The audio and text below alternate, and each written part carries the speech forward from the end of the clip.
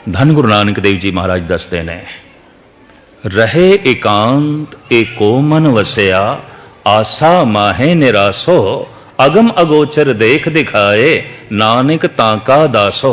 बड़ी एकाग्रता नाल सरवण करना। साहिब कहते हैं आसा माहे निरासो। जीवदे जागदे मनुख की पहचान की श्वास चलते हैं और श्वासां दे इच्छावां चलदियां ने, ख्वाहिशां लाजमी होणगियां।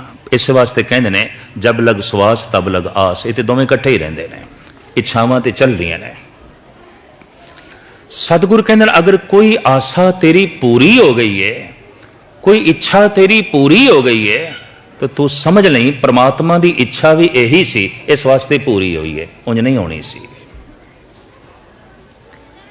कोई कामना तेरी पूरी हो गई है, वो महज इस वास्ते हुई है कि परमात्मा की कामना भी यही सी, पूरी हो गई तेरी।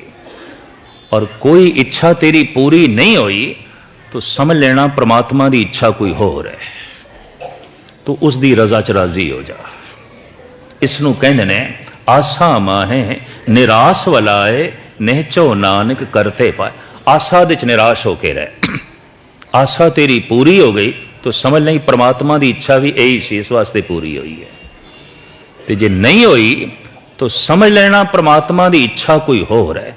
ख्वाहिश करनी कोई पाप नहीं है, पर ख्वाहिश पूरी नहीं हुई, रोष करना यह गुनाह है, गिला करना गुनाह है।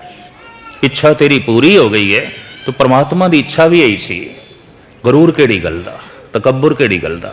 और नहीं पूरी हुई तो परमात्मा की इच्छा कुछ होर सी। तो हुण सवाल पैदा होंदा है आखिर की है परमात्मा की इच्छा। उसकी इच्छा का भी तो पता चले, आखिर वो की चाहता है, आखिर वो की करना चाहता है। कम से कम इतना तो सानू पता चले कि परमात्मा की इच्छा की है।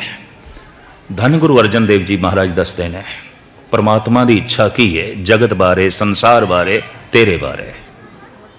जो होवा होवत सो जाने, प्रभ अपने का हुक्म पछाने।